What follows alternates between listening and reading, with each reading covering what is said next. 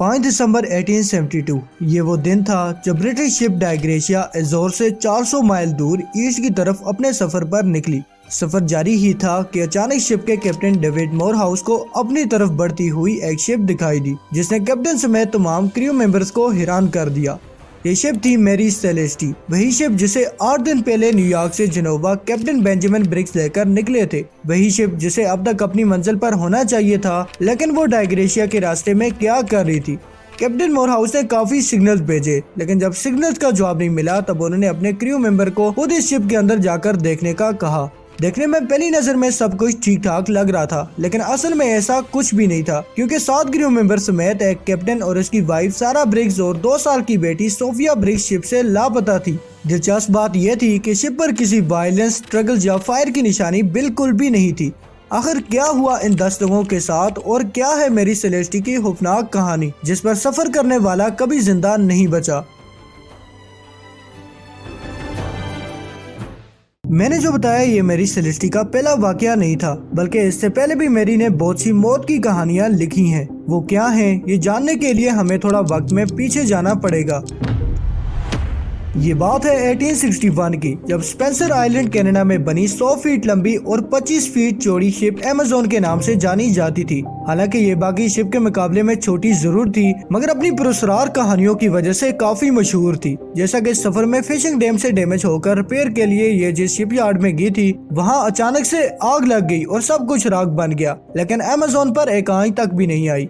इसके बाद इसे जिसने खरीदा वो भी कंगाल हो गया। सिर्फ इतना ही नहीं, अमेज़न ने एक दफा अटलांटिक ओशन में एक शिप को ठोकर मारकर उसे समुद्र की गहराइयों में भी पहुंचाया था। इसके बाद इसने अपने ही कैप्टन के खून से अपने हाथों को रंग लिया। वो इस तरह के एक दफा जब अमेज़न अपने लंदन के सफर के लिए निकलने वाली थी कि तभी अचानक कैप्टन मैक्लेलन बीमार हो गए और बेमौत मारे गए। क्या ये सब कुछ इत्तेफाक था? वेल, ये हो भी सकता है, लेकिन लोगों को ऐसा नहीं लग रहा था। इसलिए इसके लास्ट ओनर ने अमेज़न को कनाडा के पोर्ट पर लाकर टूटी फूटी हालत में छोड़ दिया। और अब चलते हैं साल 1868 पर, जब एक अमेरिकन मैरिनियन ने इसे खरीदा और रिपेयर करके एक नया नाम मैरी सेलेस्टी दे दिया। क्या सिर्फ नाम बदलने से इसका बेड लक हटने वाला था? वेल, इस चीज से अनजान मैरी सेलेस्टी के ओनर बदलते गए और आखिरकार ये कैप्टन बेंजामिन ब्रिग्स तक पहुंच गई। वही कैप्टन जो 5 दिसंबर 1872 को इस शिप से गायब थे। अब हालांकि कैप्टन ब्रिग्स की शिप पर कुछ ऐसी चीजें थी जो पहली नजर में सही सलामत नजर आ रही थी, पर शिप के 2 मरीनिंग प्रेशरिंग पंप में से एक डिसेंबल था। शिप के निचले हिस्से में 3.5 से 4 फीट पूरा पानी भरा हुआ था। शिप की छोटी और इकलौती लाइफ बोट और रस्सी दोनों गायब थी।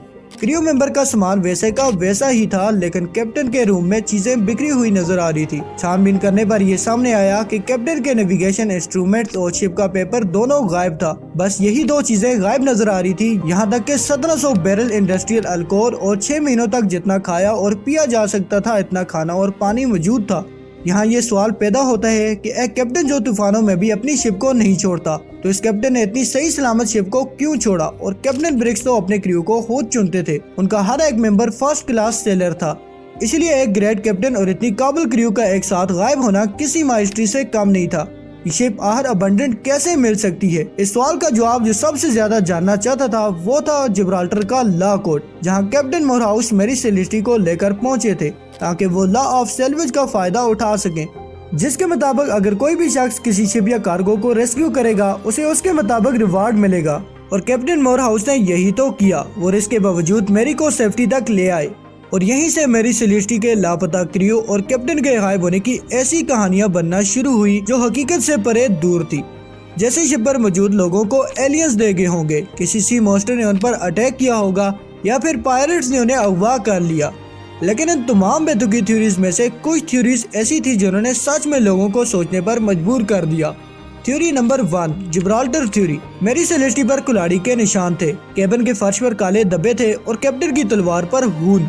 इसे जिब्राल्टर के अटॉर्नी जनरल ने यह थ्योरी बनाई कि क्रू ने एक रात इंडस्ट्रियल अल्कोहल पिया और ड्रंक हुए और उन्होंने कैप्टन और उनके परिवार को मारा और लाइफ बोट लेकर वहां से फरार हो गए। हालांकि इससे शिप पर मौजूद 9 खाली बैरल्स की गुत्थी तो सुलझ रही थी, लेकिन जल्द ही साइंटिफिक थ्योरी ने इसे गलत साबित कर दिया। 3 महीने बाद अथॉरिटीज ने इस शिप को कस्टडी से रिलीज किया और मोरहाउस और उनके क्रू को करीबन $8,000, जो कि आज की डेट में $1 करोड़ होते हैं, उतने दिए। हालांकि ये शिप और कार्गो का 1/6 हिस्सा था। इसका मतलब कैप्टन मोरहाउस को पूरे पैसे नहीं दिए गए, और ऐसा क्यों, यही जानने के लिए हमारी थ्योरी नंबर 2। इस थ्योरी के मुताबिक कैप्टन मोरहाउस ने अपने क्रू के साथ मिलकर मैरी सेलेस्टी को बीच समुद्र में रोका और फिर एक एक करके शिप पर मौजूद लोगों को मौत के घाट उतारकर समुद्र में फेंक दिया, और फिर रिवार्ड की लालच में कैप्टन मोरहाउस शिप को जिब्राल्टर तक ले आए।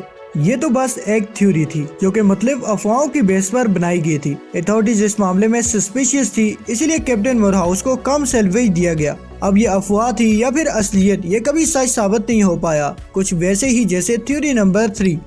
इस थ्योरी के मुताबिक मैरी सेलेस्टी समुद्री टर्नेडो से टकराई होगी, जिसकी वजह से शिप पर मौजूद 9 बैरल्स लीक हुए होंगे। वहीं शिप के निचले हिस्से में पानी भर गया होगा। इंडस्ट्रियल अल्कोहल के लीक होने से शिप के इस हिस्से में धुआं होने लगा, जो कभी भी ब्लास्ट हो सकता था। और बस अपनी शिप के ब्लास्ट हो जाने के खतरे से खुद को बचाने के लिए कैप्टन ने अपनी वाइफ, बेटी और 7 क्रू मेंबर के साथ छोटी सी लाइफ बोट की सवारी करना सही समझा। इस चीज की परवाह किए बिना कि गहरे समुद्र में एक छोटी सी बोट घास में सुई के बराबर होती है, और शायद इनके इसी गलत फैसले ने तब उनकी जिंदगी की डोर को टूटने पर मजबूर कर दिया जब शिप और लाइफ बोट की रस्सी टूट गई। ये वो वायद लॉजिकल थ्योरी थी जिस पर बहुत से लोगों का इत्तेफाक था, और आखिर में यह कहना गलत नहीं होगा कि ये सब खुद से बनी बनाई गई थ्योरीज थी। हकीकत क्या थी ये कोई नहीं जानता था। साल 1879 तक मैरी सेलेस्टी वो वायद ऐसी मशहूर शिप बन चुकी थी जिसको कोई नहीं लेना चाहता था, लेकिन इसके 6 साल बाद कुछ ऐसा हुआ जो किसी के वेमो गुमान में भी नहीं था। कैप्टन जॉन पार्कर ने मैरी सेलेस्टी से पैसे कमाने के लिए पहले $3000 का सामान खरीद कर इस शिप के अंदर लोड करवाया, और फिर हाइटी के पास जाकर कैप्टन ने इस शिप को आग लगा दी। कैप्टन का मकसद इंश्योरेंस के पैसों को हड़पना था, लेकिन जब इन्वेस्टिगेशन की गई तब सब सच सामने आ गया और फिर कैप्टन पर मुकदमा चला। आखिरकार कैप्टन और उसकी टीम जेल जाने से तो बच गए, लेकिन आगे जिंदगी में उनके साथ वो हुआ जो दिल दिलाने वाला था। इस इंसिडेंट के 3 महीने बाद कैप्टन की गुर्बत से मौत हो गई। उनका साथी पागल हो गया और दूसरे ने खुदकशी कर ली। और आखिर में मैं आपसे बस इतना पूछना चाहता हूँ कि आपकी क्या राय है इस शिप के बारे में। बाय द वे ये एक रियल स्टोरी है।